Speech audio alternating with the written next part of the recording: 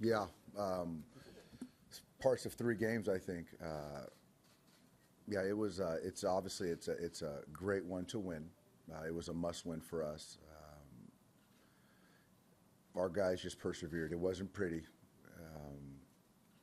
I think we got to go back and really appreciate Walker's outing.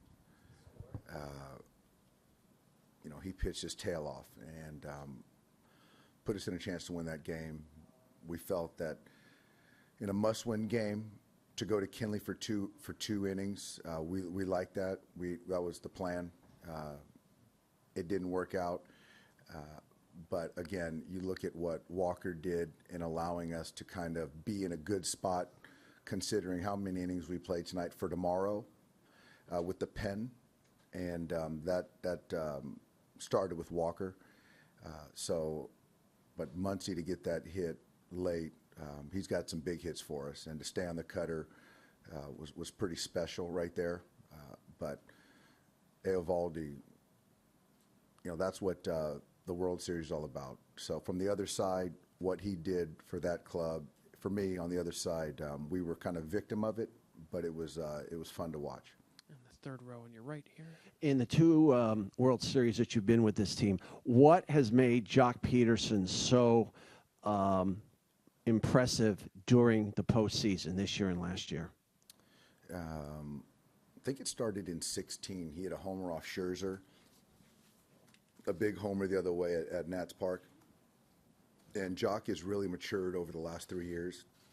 And he looks over the baseball very well. And when he can stay in the strike zone, he's very dangerous. And you look at his career in the postseason, he's had a lot of big homers. And against some very good pitching, obviously. And he doesn't let the moment get too big for him. And that hit to get us going was big. JP in the back. Yeah, Dave, it's one win, but I think tactically you have to feel pretty good about having to force Alex to use as many pitchers as he did and just where they're at. I mean, how big of an advantage is that for you coming out of this? We're down 2-1, but I think that the crowd tonight was outstanding. Was loud from before the first pitch. And we anticipated that. So to get in front of 50,000 Dodger fans, to drive us and to stay for, what was it, 17 innings, 18, 19 innings? 18 innings. 7:20. I forgot. I lost count. 7 hours, 20 minutes. 7 hours and 20 minutes, and there were still probably 40,000 fans here. So the way that our guys, our pen, got the outs that they needed, and they did a heck of a job. So you look at tomorrow, after playing 7 hours and 20 minutes, our pen's in pretty good shape. So there's some guys that we wanted to stay away from today, namely Madsen, Julio. But for those guys to give us some big outs and to pick us up when we needed it, it's kind of a signature of our ball club. Had our backs against the wall many times, and for us to persevere, and like you said earlier, it wasn't how we scripted it, but it's a big win for us. And Joel, standing on your left. Dave, kind of to follow up on that, I'm sure you're living in the moment about how important it is to win this game, but at any point, are you playing the, what do I have for tomorrow? What am I going to have to play 3 games in 3 days and 5 in 6? Or, and if not, have you begun to do it since the 7 hour and 20 minute game ended? Yeah, I mean, I think that, again, I think I got to go back and talk to the relievers, and we'll know more tomorrow. But as far as their usage, this is a World Series, and we're coming off an off day. Considering what we went through tonight, Joel, we're in good shape with our pen. We really are. I mean, obviously, Richie's going to have to come out there and get some outs. But considering where they're at over there and where we're at, I like where we're at. Do 3 more quick ones right here. Dave, do you get a sense that the magnitude of the moment is a different kind of driving force for Walker than other people? I mean, he's 24 years old. He's a rookie still.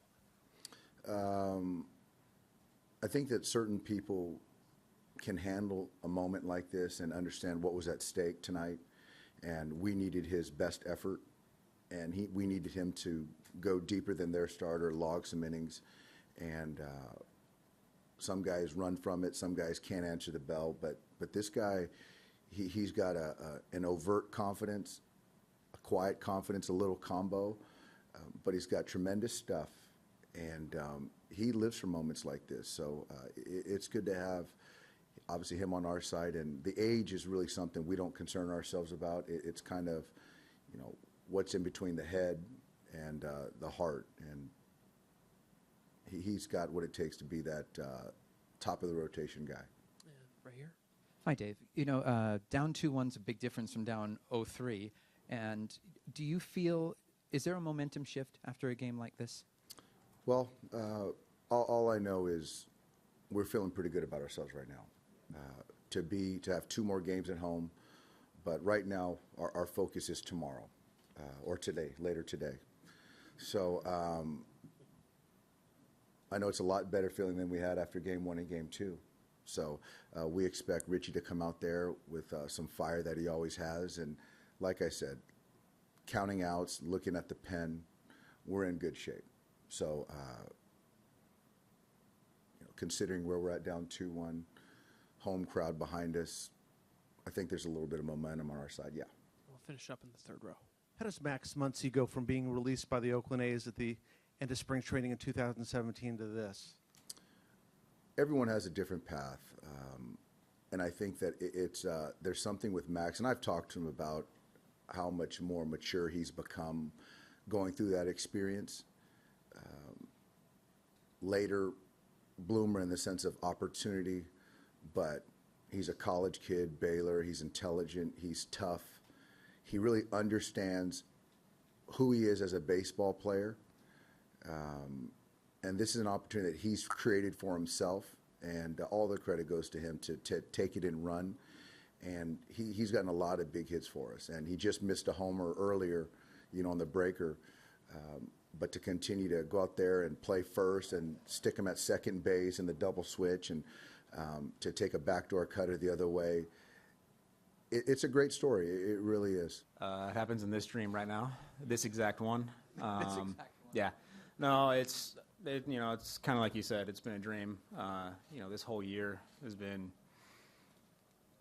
a surreal experience that it's hard to put into words, but just getting a chance to play in the World Series has kind of capped it off, and then getting a chance to hit a walk-off home run. Obviously, there's not many words I can use to describe that. The feeling was just pure joy and incredible excitement, and that's about all I can think of, because it's just it's hard to describe how good of a feeling that is. Other questions for Max? We'll get you the microphone. Just wonder if you could explain how you've made such remarkable progress over the last year or two. Statistically pretty underwhelming at one point, and now unreal. All the changes I've made have been pretty well documented this year by a lot of people.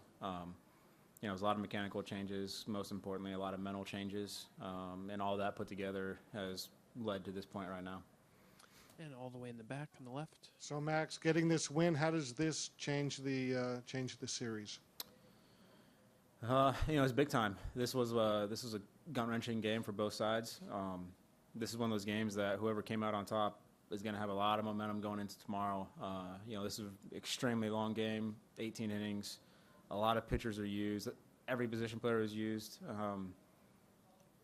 Injuries on both sides. Their guys are banged up. Our guys are banged up, and it's it's kind of one of those things where when you're able to come out on top for a game like this, it just you have to feel like it gives you a little momentum going into the next one.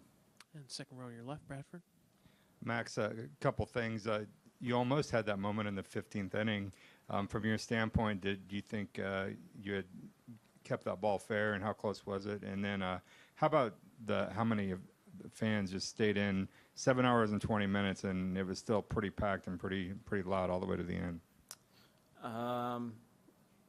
First part of that, the home run or the foul ball. I got it good off the bat, and I was kind of walking down the line. I wasn't sure if it was going to be fair or foul. From where I was standing, when I saw it land in the seats, I saw how far back it was, which was only a couple rows, and then I looked at how far over it was, and I knew immediately there was no way it could have went behind the pole, just from where it landed.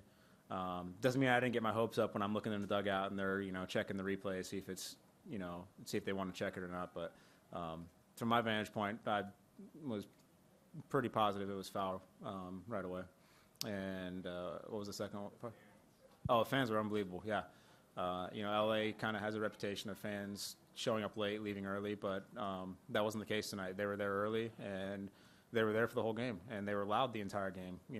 Every time we got into a big moment on defense, they got loud. We got the out, and the stadium was rocking. And same thing on offense. Anytime we got something going, they were loud, and they were unbelievable tonight. And all the way in the back, Bill. What was the atmosphere like in the dugout as the game kept going and going and going? Were you as amazed as the rest of us? And then just kind of take us through that last at bat. To be honest, as the game kept going, you look up and see it's the 18th inning, and you're kind of like, holy cow, where'd the game go? But, kind of those last 9 innings or so really kind of just blended together. But, as far as the dugout went, there was no deflation, no give up, nothing at all. They got that run, and we came in the dugout and immediately said, all right, we got to get another one. There was no panic or anything. It was just, let's get to work. So, that was pretty good to see that from the guys. What was the the last at bat. I was feeling good off him. I got 3-0, and, he was able to work back to 2 strikes, full count. The at bat before, he had got me on a really good backdoor cutter. He had really good stuff all night long, and he wasn't missing his spot. Next at bat, he went backdoor. He tried to go backdoor cutter again, but he left this one a little bit over the plate, and thankfully for me, he did that because I was able to get my bat to it. A few last ones right up here. You get back to the locker room, you check your phone. How many text messages do you have, and what kind of messages? Who'd you hear from? Well, I haven't really been able to check it yet. Obviously you glance at the phone and there's probably 30, 40, I don't even know, because the phone stops giving me how many notifications it is at this point. But, I showered up, came down here, so I haven't really had a chance to check who all has been texting me, what they've been saying. And, most importantly, I just want to get this done and then go see my family. So the phone can wait. A couple last ones. We'll take a last one from JP. It's one win, and obviously you needed one win today, but does it feel like more than that when you outlast a team in what really amounted to 2 full, complete baseball games? I'm not sure if it feels like more than that or not. Kind of like I said earlier, when you go through a game like that, it's gut-wrenching on both sides. And so just to be able to come out on top of that, regardless of what the standings were for the series, that's a huge win for us. And then to get us back into the series at 2-1, makes it even that much bigger of a win. But a long game like that in this kind of atmosphere, the top of baseball, the World Series, it's just playing 5 innings exhausts you when you're talking about this kind of mental stress and the magnitude of every single play. And so you throw in 18 innings. I imagine both sides right now are feeling it, but that's kind of what we have to deal with. We got to go home and get ready for tomorrow.